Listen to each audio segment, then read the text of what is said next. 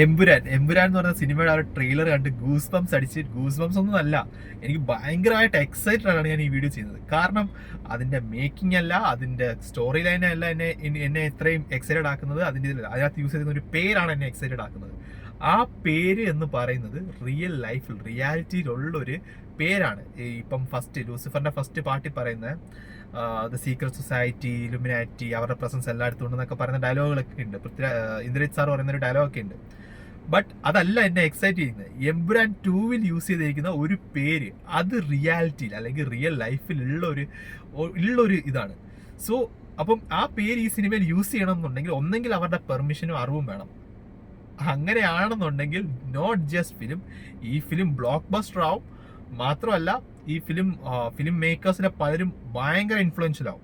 ആരാണോ അവരുമായിട്ട് കോൺടാക്റ്റില്ല, അതായത് സ്ക്രിപ്റ്റ് റൈറ്റർ മുരളി ഗോപി സാറാണോ പൃഥ്വിരാജ് സാറാണോ ആരാന്നറിയില്ല, കോണ്ടാക്ട് ഉണ്ടെങ്കിൽ അനുവാദത്തോടെയാണ് ഈ പേര് സിനിമയിൽ യൂസ് ചെയ്തേക്കുന്നുണ്ടെങ്കിൽ ഭയങ്കര മാറ്റങ്ങളായിരിക്കും. പക്ഷേ അനുവാദത്തോടെ അല്ല, അവരുടെ പെർമിഷൻ ഒന്നും ഇല്ലാതെ ജസ്റ്റ് ഏതെങ്കിലും ഒരു കോൺസ്പിറസി തിയറിസ്റ്റോ അല്ലെങ്കിൽ എവിടെ നിന്ന് ഡാർക്ക് വെബിലൊക്കെ ഈ പേരുകളൊക്കെ സുലഭമാണ്, ആ പേര് അങ്ങനെ കിട്ടിയതാണ് എന്നുണ്ടെങ്കിൽ പണി കിട്ടും. I mean I am not threatening, okay, I am just saying. അപ്പോൾ ഈ കോൺസ്പിറസി തിയറിസ്റ്റ് ഒക്കെ പറയില്ലേ, അതായത് ഇലുമിനാറ്റി അല്ലെങ്കിൽ Denver airport, Freemasons, reptilian theory, ഇതൊക്കെ ഫുള്ളി സത്യമല്ല എന്നുണ്ടെങ്കിലും ഇതിലൊക്കെ ചില സത്യമുണ്ട്. ഈ സീക്രട്ട് സൊസൈറ്റി, അതിന്റെ പ്രസൻസ് എല്ലായിടത്തും ഉണ്ട്, ഇതൊക്കെ ശരിക്കും സത്യമാണ്. We are living in a simulation designed by someone and we are being part of it and they will be monitoring it. അതൊരു സത്യമാണ്. അപ്പോൾ അങ്ങനെയുള്ള ഒരു പേര് ഈ സിനിമയിൽ യൂസ് ചെയ്തിട്ടുണ്ടെന്നുണ്ടെങ്കിൽ 2 പോസിബിലിറ്റീസ്. ഒന്ന്, അവരുടെ സമ്മതത്തോടെ ആണെങ്കിൽ ഈ ഫിലിം മേക്കേഴ്സിന്റെ ആൾക്കാരെല്ലാം പവർഫുൾ ആവും, അവർക്ക് വല്ല മാറ്റങ്ങൾ വരും, ഭയങ്കര ഇതാവും. സെക്കൻഡ് തിങ്, പെർമിഷനോടെ അല്ല ഇത് യൂസ് ചെയ്തേക്കുന്നതെങ്കിൽ നല്ല പണി കിട്ടും.